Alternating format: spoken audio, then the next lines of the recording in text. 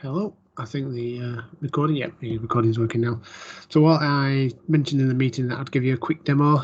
I have an half an hour spare before I go for a meal, so I just thought I'd quickly show you as I'm back home now. So the scenario is Rayhan's software. It's free, open source, so in the sense of obviously there's no plans for it to suddenly go prescription and we lose access to data. It's a charity organization, so they have no kind of long-term aspirations to make it pay prescription.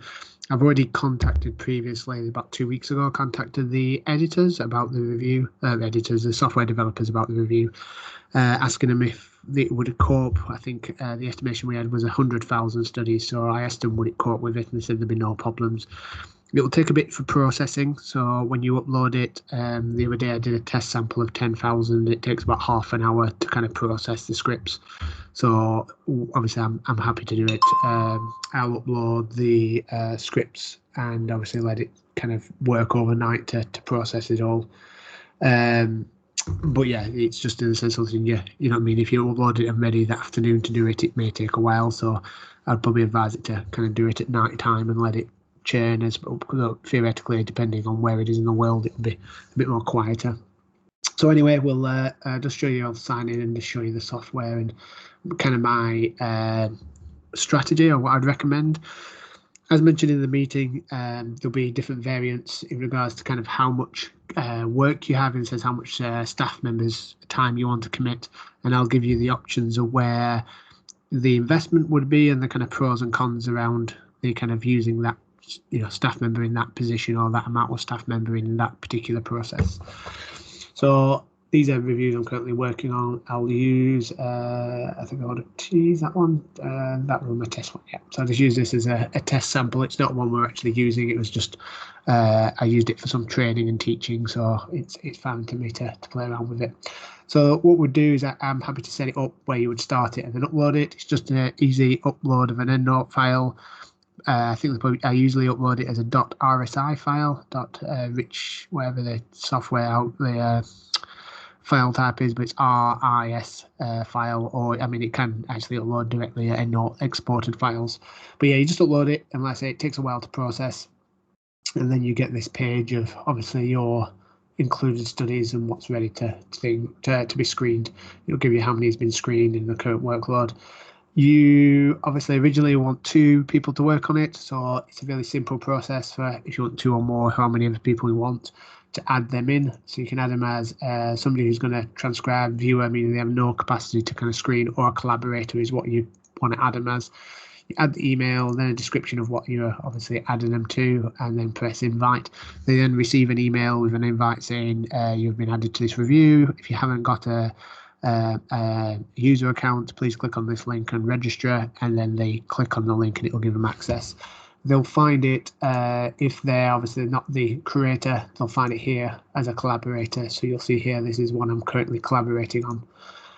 They then go in. So the first process we talked about is the, I would probably say the consensus or the verification period. So this is where you're going to build a consensus within the how many screeners you have, 2, 3, or whatever you decide to use as your screening population. So what they'll do is you'll pick 1,000, or I probably would go, I was thinking about this on the way home, I'd probably screen 100. So what you can do is you've got, I haven't invited anyone, so 1 second, I'll just go into the Lidocaine review because it'll have the option in here to show you. So here you've got this blinding and non-blinding. So what we'd do is we'll turn blinding on. So that means that the other person or other people who are working on the review can't see what you've added or screened. So you can't see it and says my decision. So it creates obviously independent screening process. So what you do is the first 100, I'd probably pick 100 alphabetically by author's name and then get them to screen the first 100. Hopefully you would know that some of them would be in there, and then screen the 100. Because you're trying to screen the same ones, you want to do is, because at the first point it's about building a consensus, you're not trying to find them, so you're not going to do this step of adding each keyword and screening, because obviously if you let them do that, they'll be screening all different ones. So in that first process of building a consensus, you'll just want them to do it alphabetical by author's name and leave them to not use the algorithm yet. You would screen the 100, then you'd unblind it, and then write a kappa score down to see where you are at in regards to building a consensus. Then you screen the next 400 or 500, yeah, 500, and then you obviously blind it again, recalculate your kappa score and see if you've improved. So hopefully you're building a consensus there within your screeners, and then you do 1,000. I was thinking obviously originally just do 1,000 then reveal. You probably want to do it in a staged process of doing the first 100 first, having a meeting, having a chat, just half an hour catch up about what you've found and the kind of consensus issues or issues where you've discrepancies in there. It's quite nice in the software when you're in here. I'll show you this Lidocaine review. What you'll have here is that the undecisions under there, I think it comes under this one. Yeah, I think it might be coming under this one. You get a little line here where it says conflict or something similar to that. I can't remember what it's called. And then what you do there is you go through them. So you can just click on that group. So like it would be, we'll say it's the maybe group.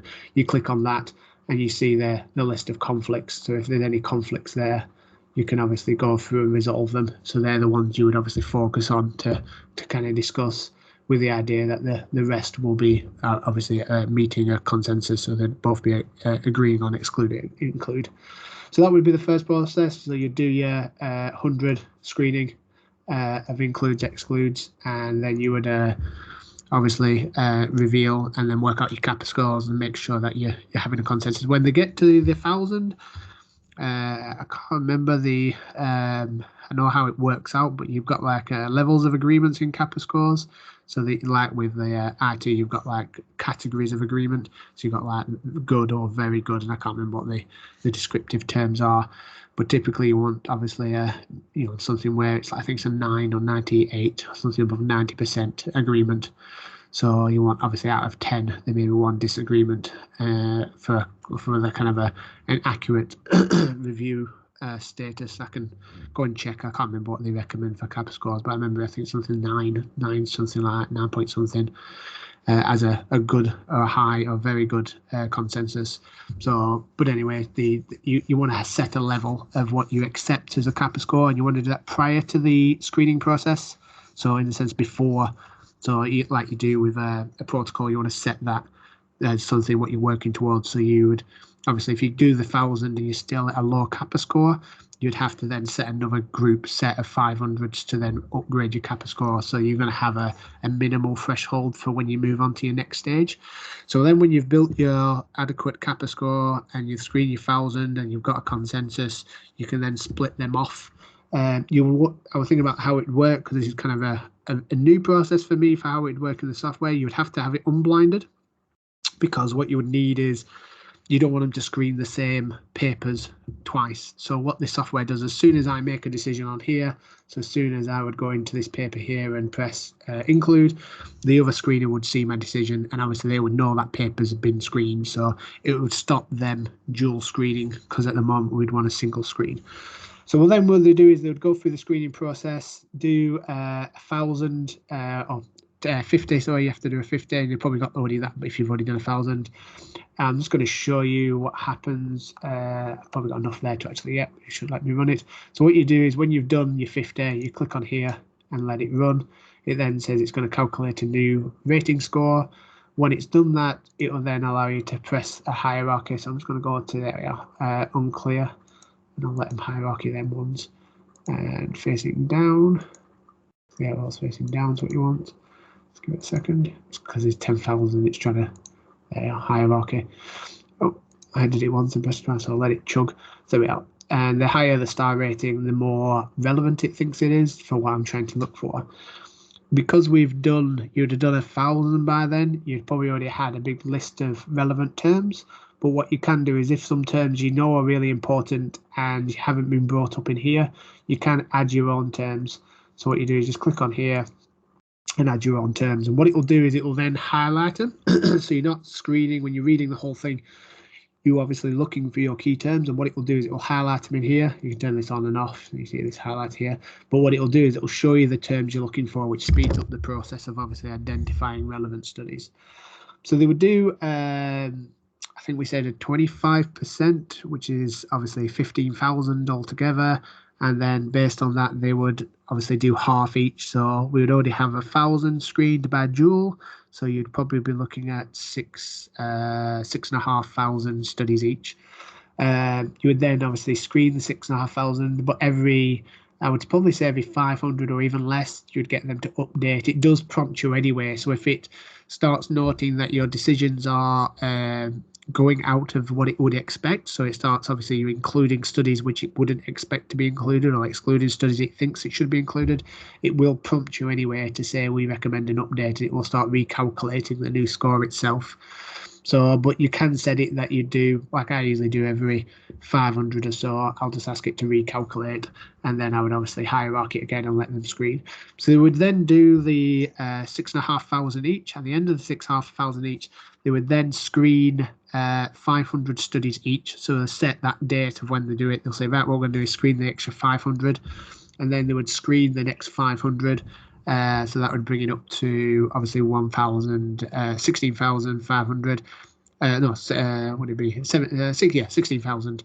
So you'd get up to 16,000, and then on that last 1,000. So when they did that last 1,000, if they didn't identify any new studies, so if they didn't find anything which they would include, you would be quite assured that if it's been pushing them all up to the top, and there's been nothing in the last 1,000 studies you've screened, you'd be pretty confident that no additional studies would be added.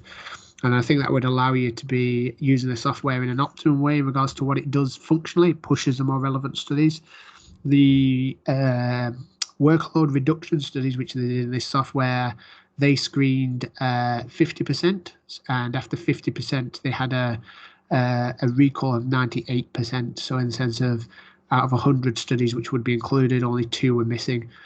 We would hopefully pick those up if they did occur via that process. We would pick them up via screening of included study citations. So after we've then finished this, we would then I think usually I've done it just send it because it's going to be, I don't know how many studies will be included, but typically it's better to do the full paper screening outside the software. You can do it as part of it, so they can attach and upload the PDFs as part of it, which is fine when you've got maybe only 100 studies, but after you get more than 100 full paper screening studies, it's quite a hard job for somebody to upload them all. So I'd probably recommend to carry out the full paper screening external. The way it would work is you would then go to your included studies, click on export.